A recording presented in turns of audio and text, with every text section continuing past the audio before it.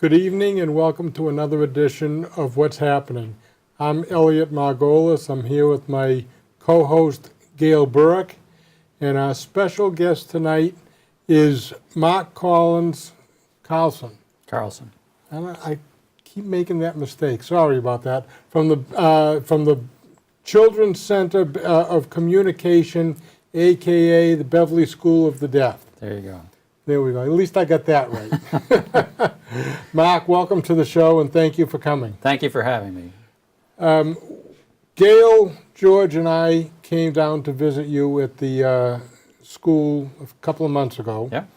And one thing that struck me that I really couldn't believe is basically how lucky I am that I have 3 kids who are healthy, and I have 2 grandchildren who are healthy, because when I saw the different kinds of disabilities that I saw at your school, I mean, it was just staggering to me. It really made an impression that you don't realize when you don't realize how lucky you are when things are going well for you.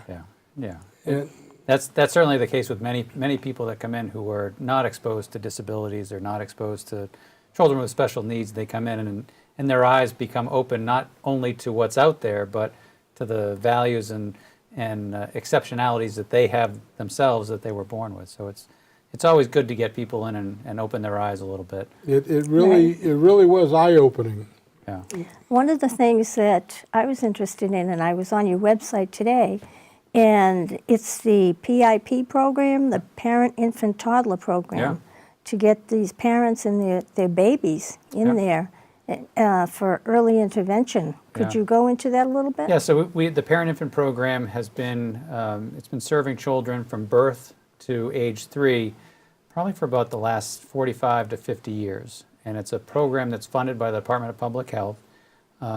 I'd like to say it's a fully funded program, but we have to fundraise to support that program.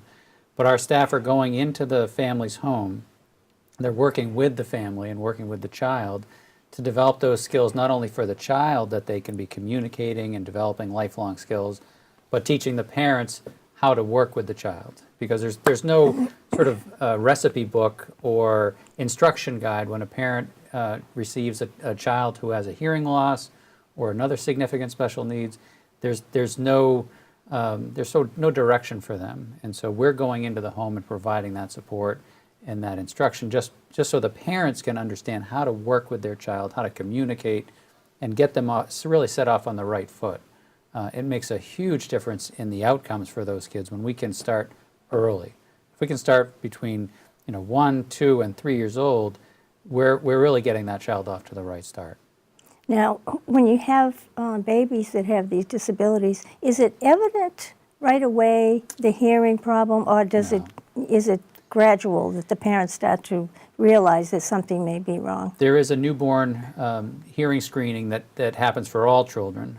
For many types of hearing loss, that is going to be identified immediately. Oh, good. But there are many kinds of hearing loss that don't show up until later on with the child. And so there's many kids that will show up at 18 months and they've not had any intervention, they've not had any support, the family's not been able to communicate with the child.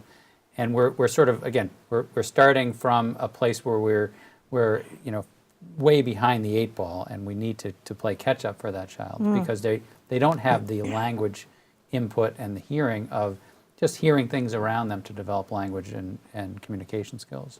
So it really is something that technology has helped, but it hasn't taken away all of the pitfalls of some of our kids in falling through the cracks. Now, tell us the different types of disabilities that you deal with there, because it's not just people who are deaf. No. And that's what I thought it was. Well, and when I grew up in Beverly, I think that's maybe what it was. Yeah. But it was quite an eye-opener. And as you stumbled a little bit over the name of the school, that's many people's challenge is that the school is 141 years old. So we have this long history of being a school for deaf children. It went from the New England School for Deaf Mutes.